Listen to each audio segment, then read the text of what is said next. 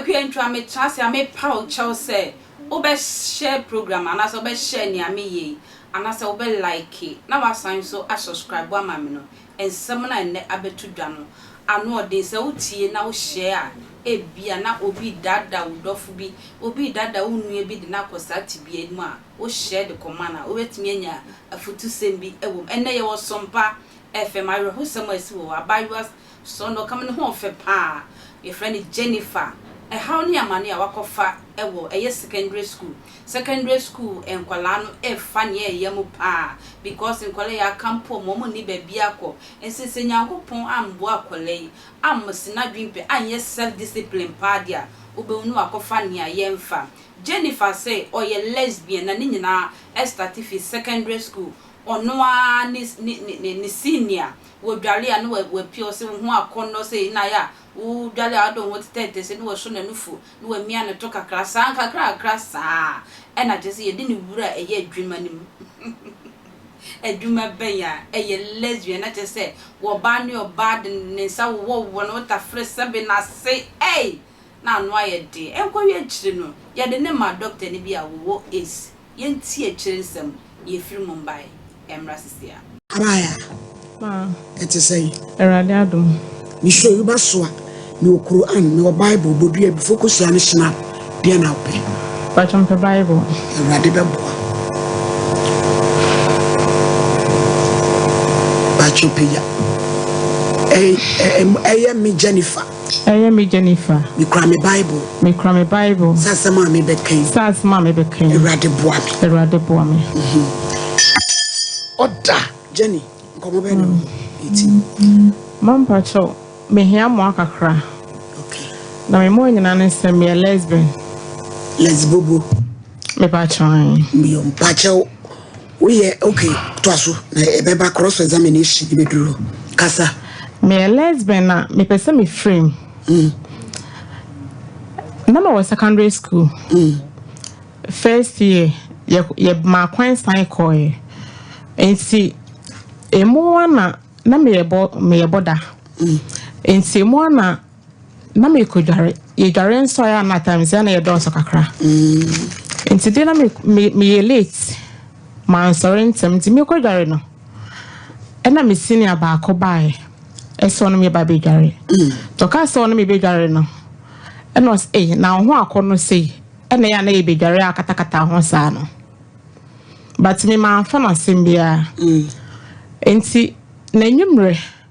na me sa kodware ada no ani atete ni sio shonzo ate me ba chi tinani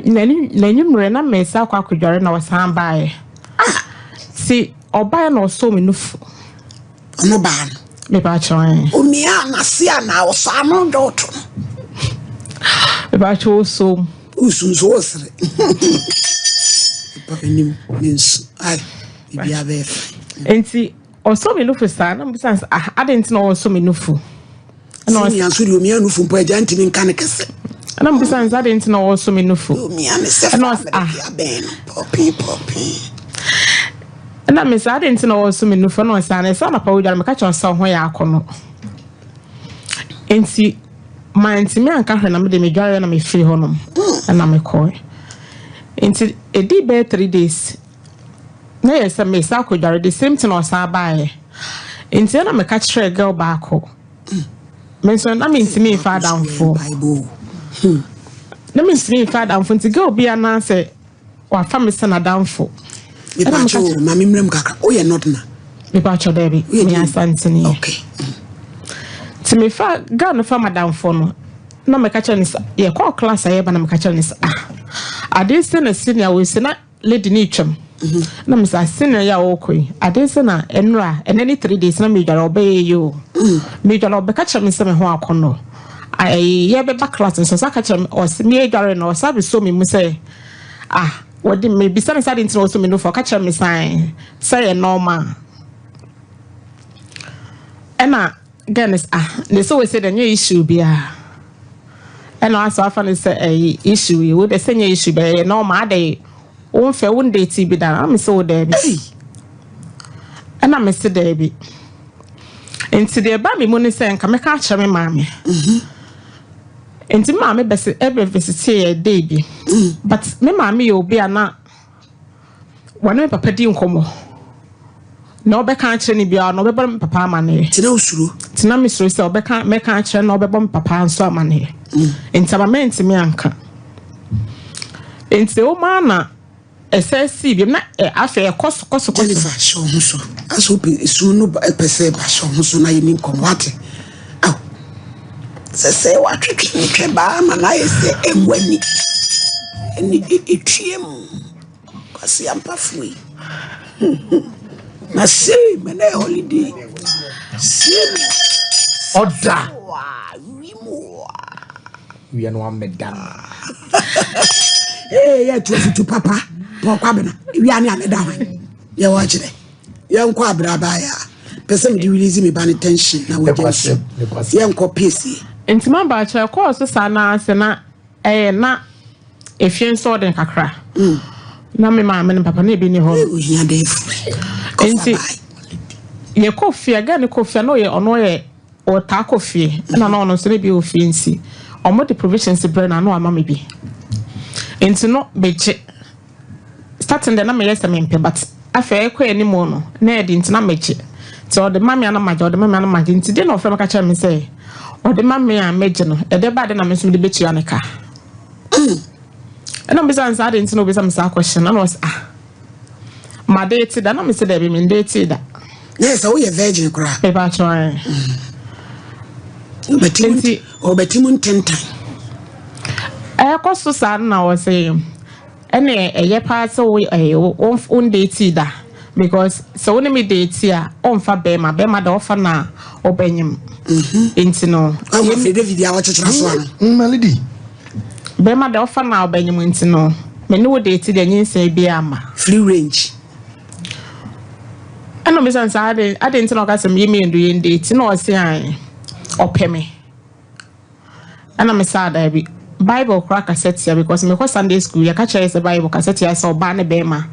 ebehia na intimempe no eno wase ne normal de ma me nyina ho oje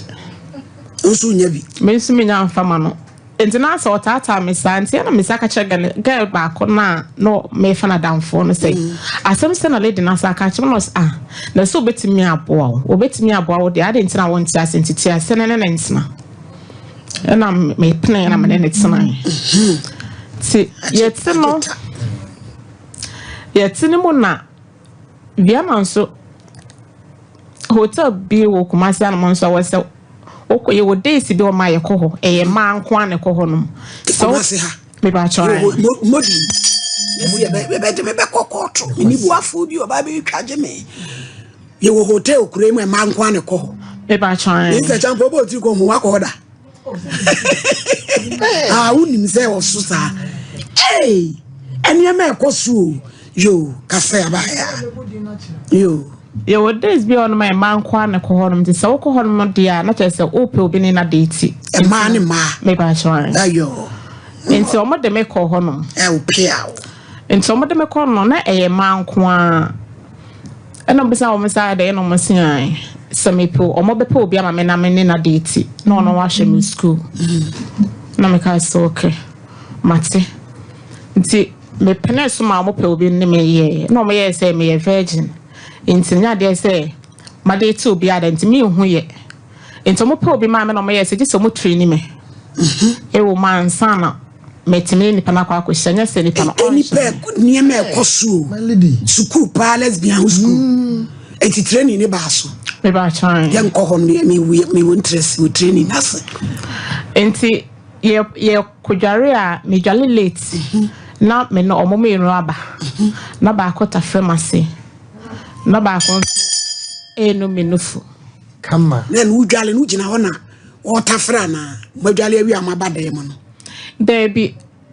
ho no wodi nkara adwaye ho na obewo horo wase ono oba ba horo ma me ba chan o horo wase wi a se time ko nti adwaye ho na dry nti tawo na mo de koye no bi nso ma be frantuma no dia se now dia se ho no wa film me ba chan ene e film a to na bie the kwasem throwing Jericho Wow. asem ya no odi yese Nyankopon so mu ankwala na wo mo Sunday school no mo ko a lot o mo ko eniema mu secondary school pa ano odi ekwentwa akra